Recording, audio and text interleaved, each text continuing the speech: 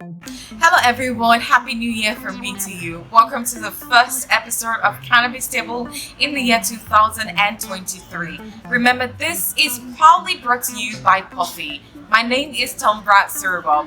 Today we shall be discussing cannabis industry in Ghana.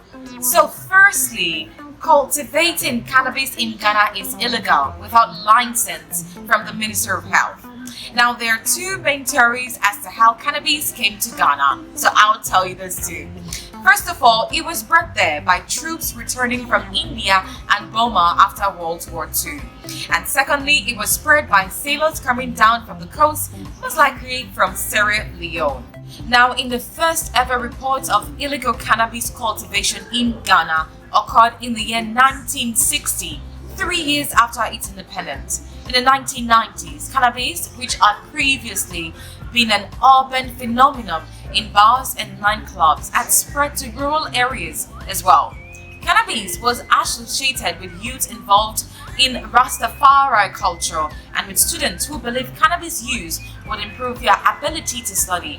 Well, with recent study, it shows some cannabis strains can help you focus and be attentive.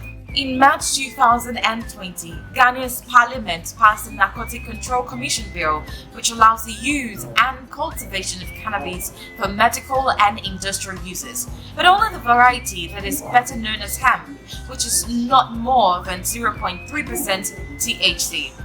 Okay, so in Ghana, before the Enactment Act of 1019, all cannabis species were classified as a narcotic substance and unlawful possession.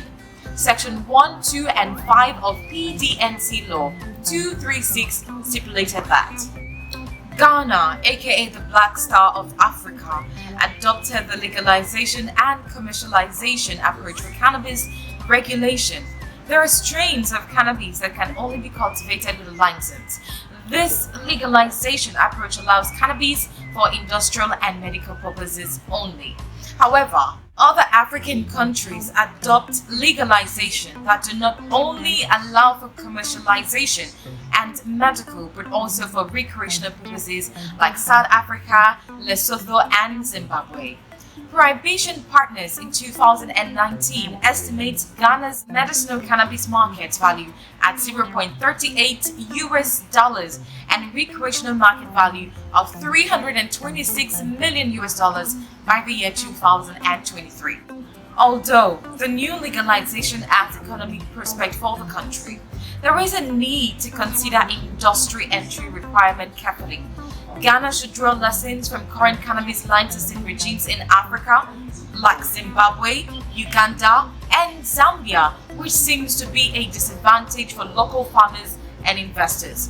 Finally, the legalization can put Ghana in a position to benefit from the current cannabis industry. Therefore, we encourage policymakers to implement a registration regime that would favor local investors and farmers to reduce illegal production.